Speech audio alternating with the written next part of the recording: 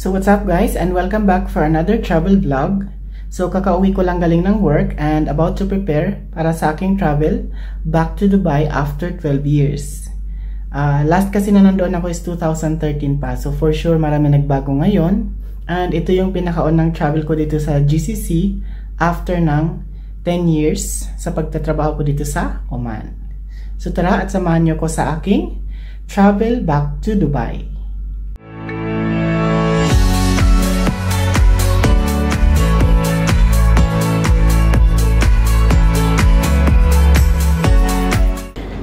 So ayan, nakapag-prepare na ako and waiting na lang ako for taxi kasi kailangan ko makarating ng airport by 3:30 at least. So meron na lang akong 20 minutes para makarating doon. So see you later. A few moments later.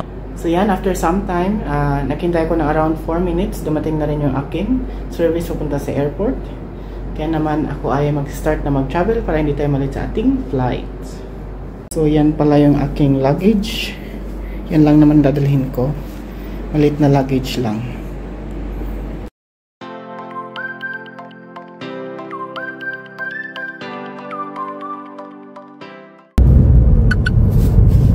Oh, this is good. How much is this? Huh? This is Samsung A55 only. Huh? Samsung A55. No, this. This, I think it's only less than 1 real. 1 real? Yeah. Where? I bought in Temu.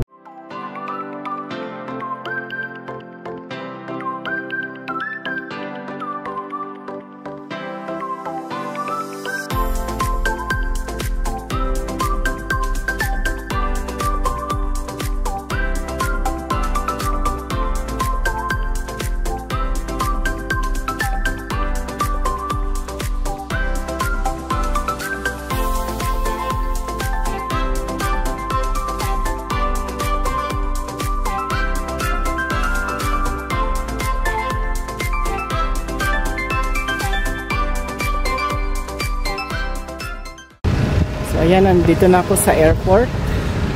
Ayan na yung airport. So mukhang late na ako sa flight ko. Ang flight ko ay 5:40. Dapat nakarating ako ngayon din.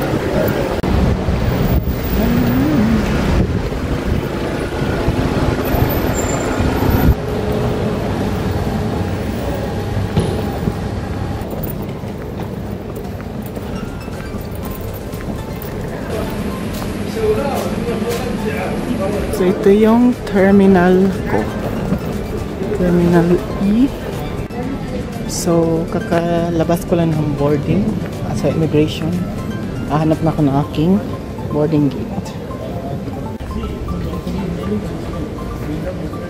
So ayan ang boarding gate, B at C.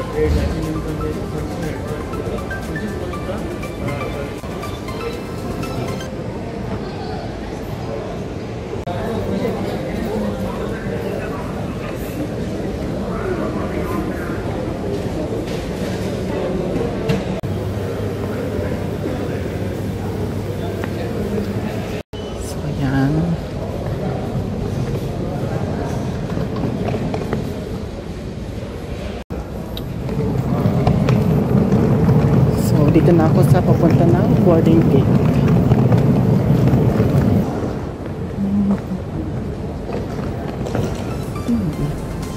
So gate 3 siya.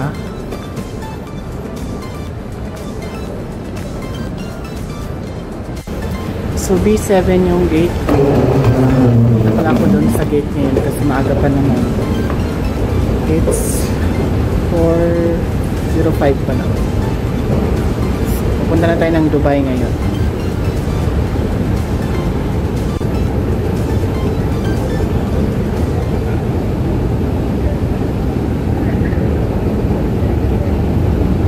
That smoking is only allowed in the designated areas. Thank you. So dito pala sa Oman, ang exit ng immigration is ano na siya, car by card na, hindi na by manual. Kaya mabilis ako na-check. So ito na yung gate, B7.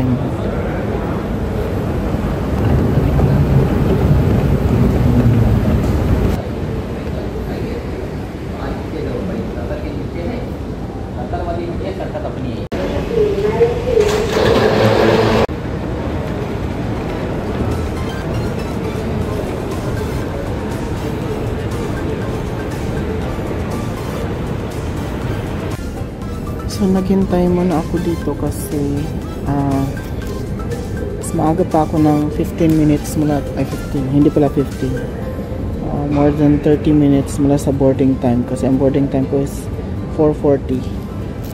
So dito muna tayo maghintay. Wala naman masyadong tao din sa airport ngayon.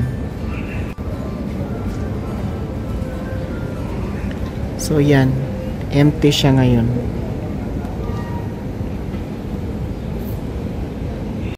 So 20 minutes behind na lang sa boarding time. Kaya lang gusto ko sana mag-coffee dahil may nakita akong coffee shop doon. So ayun siya, yun yung coffee shop. Kaya lang baka alanganin na din na nila matapos. Kaya hihintayin ko na lang yung boarding time at pagdating lang ng Dubai saka ako magko-coffee. So ayan, mag-move ako ng dalawang gate kasi from B7 napunta ng B9 yung aking boarding gate. So kaya pala lumilipat yung mga tao. So kaya naman kailangan maging alert din kapag nagpa-flight dahil bigla-biglang lumilipat yung mga gate nang hindi natin alam. So may isang incident kasi na nag-flight ako ng connecting flight ng Qatar, muntikan ako naiwan ng flight dahil dyan sa paglilipat ng gate. So ayan na yung bagong gate ko. So B9, go to gate na nakalagay, pwede na mag-check-in. So ayan na yung gate.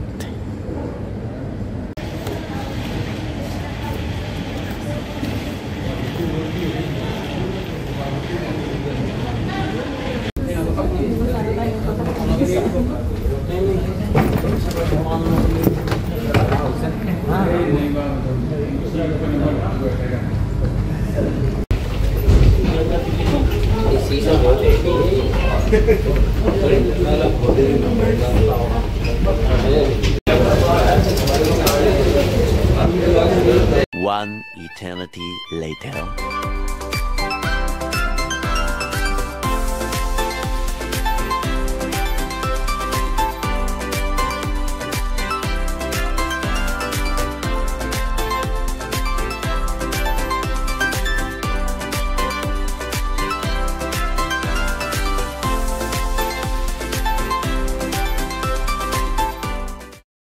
So andito na ako sa Dubai.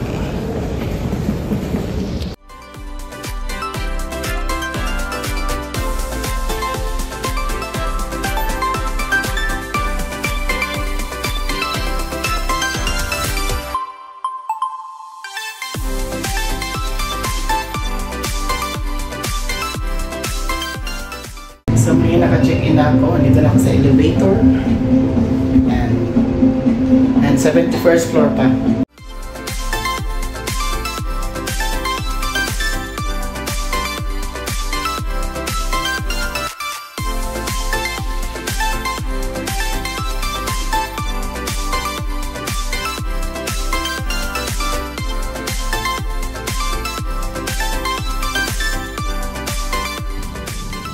So ayan guys, nandito ako sa my kitchen. Nasa kitchen mismo ako. Tatapusin ko lang kasi yung aking vlog from Muscat to Dubai, yung plane travel ko. So kanina kasi dapat nakakuha pa ako ng mga videos on the departure and arrival. Kaya lang kasi from the departure kasi sa Muscat is nag-iba na yung seating arrangement namin and pinagsama-sama yung may mga ka-group. So, nagbayad ako ng ticket and seat to get the window side seat kasi nga para makakuha sana ng footage on the departure and arrival kung paano siya. Kaya lang kasi nga, yun nga, naiba siya. So, okay lang yun. Napunta kasi ako sa center aisle. So, natulog na lang ako sa flight. And pagdating din dito sa Dubai Airport, ang binabaan kasi namin, so dapat terminal 2 ako na metro. Yung arrival pala dito is nandun sa kabila, so malayo siya. And nung dumating kami sa airport, nakalabas kami is mag 8 o'clock na kasi ang daming pila. So akala ko Thailand lang ang, Bangkok lang ang busy na airport. Yung pala pati dito sa Dubai, sobrang busy kasi ang dami nag-i-entry. So, yun yung nangyayari. So, sa akin lang is okay naman siya. Ayos naman yung travel. Ang hindi lang kasi naging maayos dun is yung seating arrangement na iba. Pero okay lang din. Accepted naman na. Nakarating din naman ng as early as possible din dito. Yun nga lang, hindi ko na gawa yung dapat na travel itinerary ko. Kasi dapat from Dubai International Airport, sasakay ako ng Terminal 2 na subway. Tapos, mag-enter ako ng Burjuman Exchange ng metro station. Tapos sasakay ako ng higher line na metro. Yung papunta dito sa Sheikh Zayed. Kasi dito, ang metro station dito is World Trade Center. Yun ang malapit na metro station. Which is, pwede ko naman gawin yan tomorrow morning. Pwede ako mag-travel din ng konti, maglakad-lakad. Bago ako mag-check out, papunta dun sa other hotel na pupuntahan ko dun sa may Port Rashid. So, ngayong gabi lang kasi ako nandito dahil gusto ko lang talaga ma-experience at makita ng personal kung ano yung itsura ng Jivora Hotel kapag ako na mismo yung nag-stay dito. And yes, hindi siya kagaya ng mga 5-star hotels, parang apartment type siya. Pero ano to in honest feedback, maganda siya. Gusto ko siya kasi nga nasa high floor ako. Nasa 71st floor ako and 72nd floor yung last na floor. Kaya naman, gustong-gusto ko yung mga ganyan kasi na-stay na nandun ka sa taas ng building. Ganun ako. Yan ang preference ko sa hotel stay.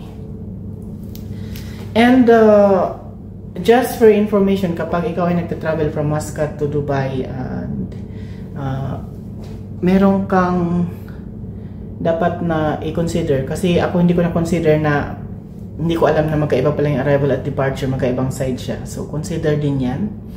Kasi para hindi ka hindi masira yung plan mo kung paano ka mag-travel. So, yun. And, yun lang. Yun lang ang aking mga suggestion, ideas, and any other things na related dito. Kasi kung willing ka naman magbayad na medyo mas malaki, okay lang. Kasi ako nagbayad ako ng taxi talaga para makarating na ako dito ng maaga-aga. So, yun yung advice ko. Either kung gusto mo nang medyo late ka, mag-bus ka. Kung gusto mo na mas maaga, mag-taxi ka. Yun yung sinasabi nila na pwede kang gumamit ng yung Uber or yung Careem or yung tawag dito yung DTC. Kaya lang nagre-register nga ako sa DTC kanina, hindi naman siya ina-accept dahil baka kailangan nila yung free na SIM ko dito sa Dubai. And by the way nga pala, kapag ikaw ay nag-tourist sa Dubai, sa airport pa lang sa immigration, after mong mabigyan ng stamp, bibigyan ka nila ng free SIM for tourist. So nakuha ko yun. Manghingi sana ako, kaya lang nagbigay naman na sila. So yun. And meron siyang 10 gig na data for free. So yun yung kagandahan pag nag-enter ka dito. So one day, dadalhin ko rin yung nanay ko dito para matry niya travel din sa ibang bansa. So, yun lang guys.